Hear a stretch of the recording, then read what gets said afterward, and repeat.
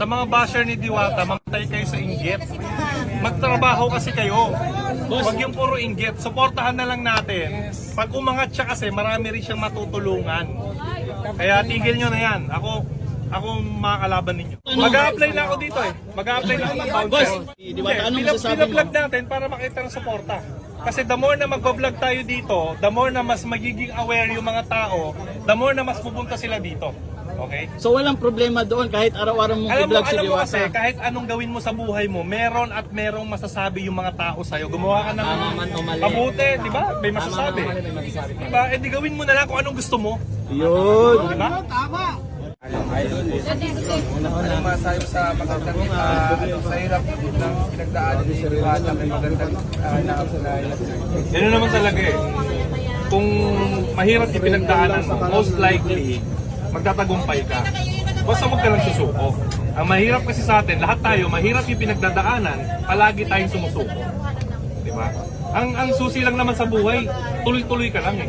Mahirap naman talaga ang buhay, wala namang madali eh. Lahat naman tayo may problema. Siya meron, kayo meron. Tsaka, porket nandito namin sa taas, akala nyo ba wala kaming problema? Lalo kang umaangat ng umaangat, lalong pahirap ng pahirap yan. Ang daming naghahanap sa kanya ngayon, ang daming lumalapit.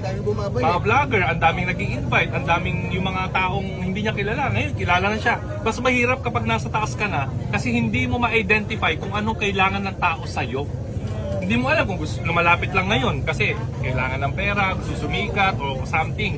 Mas mahirap na pag nandito ka. Kaya nga sinasabi ko lagi, lagi mo lang kausapin or bigyan ng oras yung mga taong sumuporta sa'yo nung walang-wala ka pa. Kasi doon mo makikita yung totoong tao eh. Nung wala ka, nandyan siya eh. Diba? So doon yun na-identify yan. Kaya kami, ngayon, lalo na ako, lalo na si Boss Armin, si Diwata, mahirap na namin ma-identify kung ano ba yung intensyon, totoong intensyon ng tao sa amin. Kahit kamag-anak mo minsan eh. Di ba? Kahit kamag-anak mo minsan, iba yung intensyon sa'yo. Hindi mo alam. Rin doon, may gusto kong sabihin? Ang gusto ko lang sabihin, yun lang, nagpapasalamat ako at mainit ang iyong pagtanggap sa akin.